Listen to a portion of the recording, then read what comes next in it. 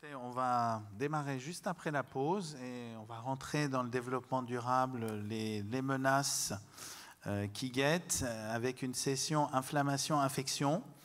On a la chance d'avoir un très beau panel avec mes deux collègues qui viennent de loin.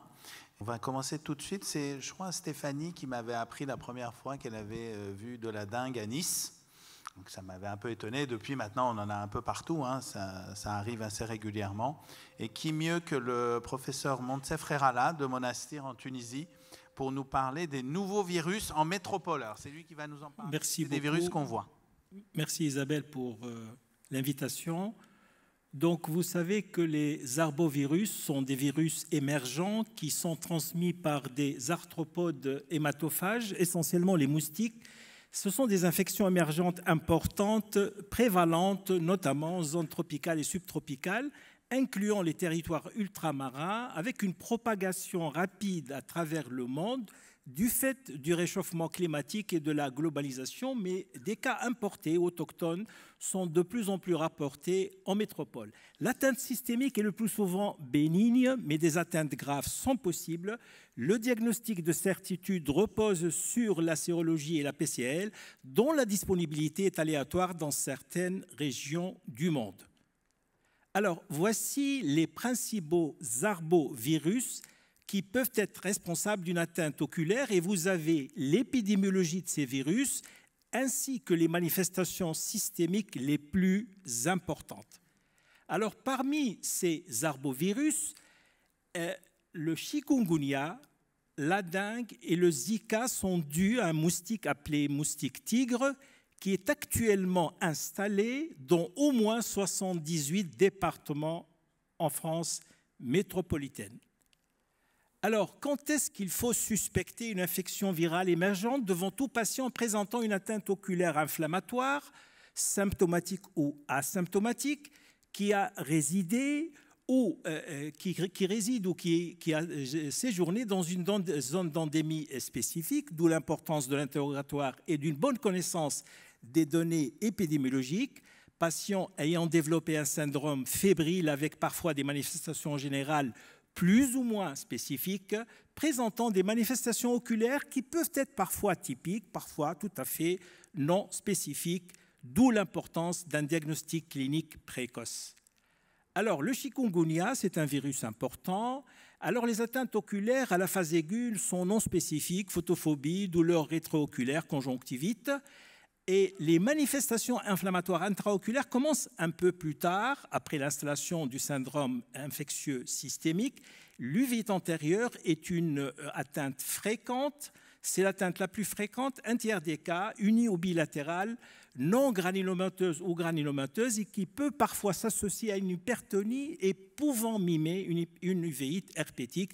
Mais sachez que l'uvite antérieure du chikungunya est typiquement bilatérale. Alors, l'atteinte postérieure, c'est surtout une rétinite unie ou multifocale au pôle postérieur associée à une hyalite minime. Cette rétinite superficielle est souvent associée à un décollement séreux rétinien, une vasculite rétinienne et un œdème rétinien. Le diagnostic différentiel de la rétinite à chikungunya doit se faire avec d'autres causes de rétinite infectieuse.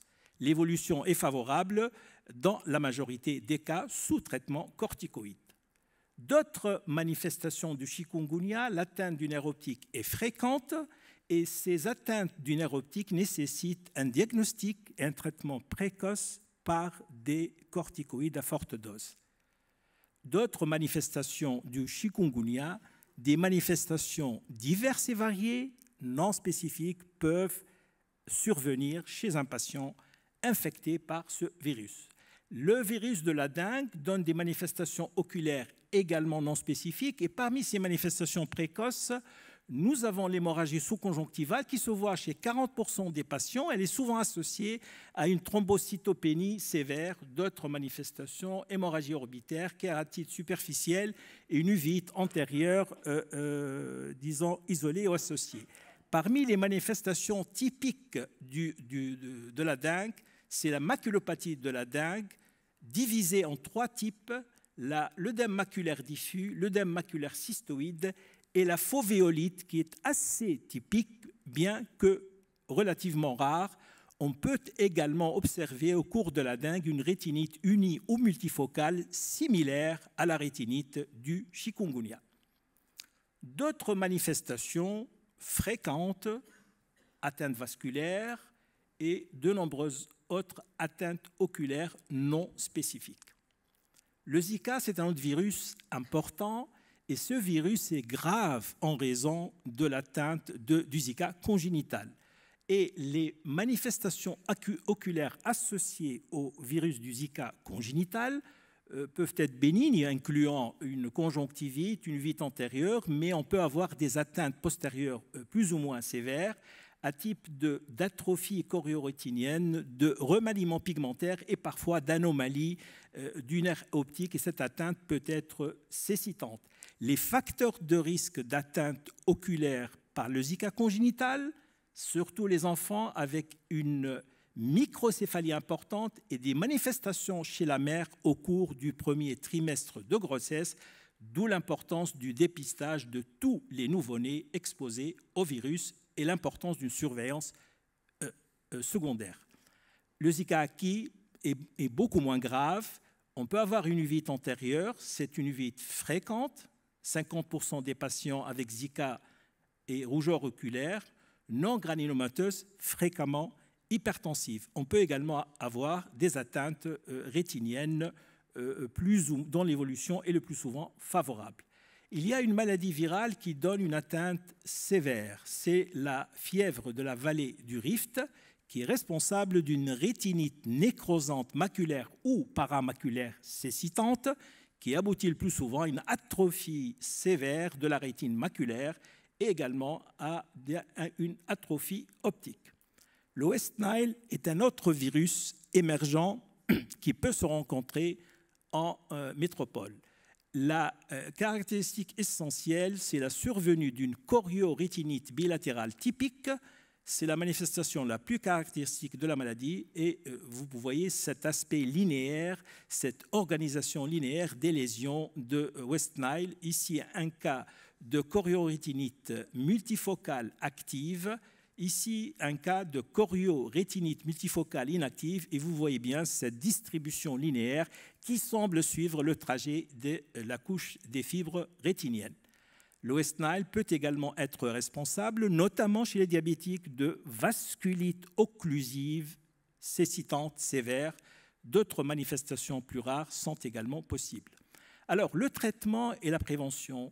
Il n'y a pas de traitement antiviral spécifique efficace à ce jour contre les arbovirus. Le traitement est essentiellement symptomatique. La prophylaxie est absolument fondamentale pour lutter contre cette infection et ses effets systémiques et potentiellement oculaires. Et la vaccination antivirale existe pour certains antivirus et elle est en cours d'investigation pour la plupart des autres arbovirus. Donc, en conclusion, les infections émergentes, parmi lesquelles ces infections virales émergentes, sont une importante cause de mortalité, de morbidité à l'échelle planétaire. Ces infections tendent à s'étendre à plusieurs régions du monde jusque-là épargnées, et ces virus peuvent s'associer à des manifestations oculaires que l'ophtalmologiste doit connaître et doit pouvoir diagnostiquer. Et le diagnostic est essentiellement clinique. Et cette clinique est essentielle pour le traitement et pour réduire la morbidité systémique et oculaire. Merci pour votre attention. Merci.